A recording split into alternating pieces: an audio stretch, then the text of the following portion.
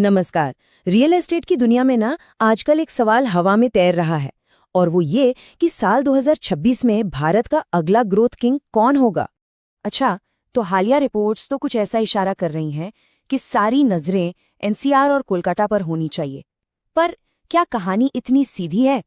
चलिए आज हम मिलकर इस दावे की गहराई में उतरते हैं और देखते हैं कि डेटा असल में क्या कहानी सुना रहा है। हम सब जानते हैं कि सुर्खियां बाजार का मूड कैसे सेट करती हैं और 2026 को लेकर ये भविष्यवाणी भी कुछ वैसी ही है। लेकिन मेरा तजुर्बा कहता है कि असली कहानी वो तो हमेशा हेडलाइंस के पीछे ही छिपी होती है। तो चलिए अपनी पड़ताल उन दो शहरों से शुरू करते हैं जो इस रेस में सबसे आगे बताए जा रहे हैं। आखिर एनसीआर और कोलकाता में ऐसा क्या खास है जो इन्हें भविष्य का लीडर बना रहा है? तो सबसे पहले बात करते हैं एनसीआर की।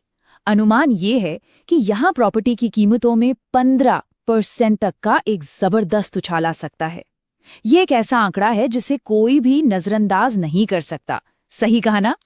और हाँ, ये ग्रोथ सिर्फ हवा हवाई नहीं है, इसके पीछे है जबरदस्त इंफ्रास्ट्रक्चर।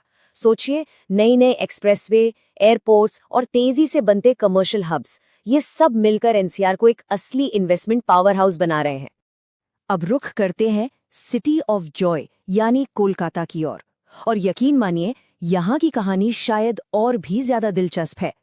नए प्रोजेक्ट लॉन्च में 40% की भारी बढ़ोतरी, ये साफ बताता है कि इस बाजार में एक नई जान फूंकी जा रही है। तो कोलकाता की इस ग्रोथ का राज क्या है? वो है इसकी अफोर्डेबिलिटी और सरकार की सपोर्टिव पॉलिसीज। ये दोनों चीजें मिलकर ना एक ऐसा परफेक्ट माहौल बना रही हैं जहां विकास होना लगभग तय है।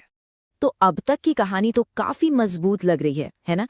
लेकिन चलिए अब जरा इन दोनों शहरों को आंकड़ों की कसौटी पर कसकर देखते हैं कि असल में कौन कितना आगे है।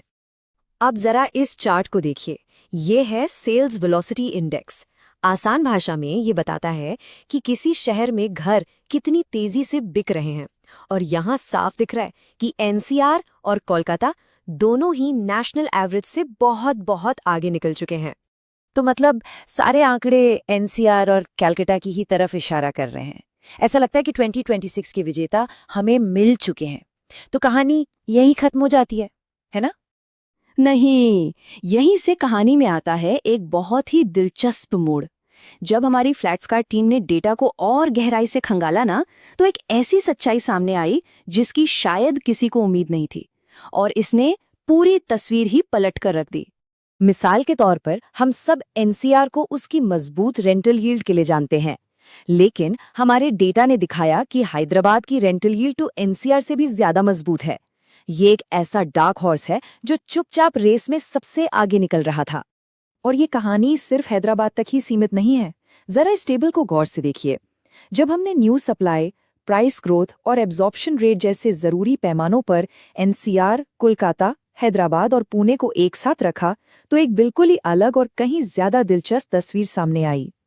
तो अब ये बिल्कुल साफ है, असली कहानी किसी एक या दो विजेता की है ही नहीं। ये कहानी है भारत में एक साथ उभर रहे कई शक्तिशाली ग्रोथ सेंटर्स की, जो रियल एस्टेट का भविष्य लिख रहे हैं।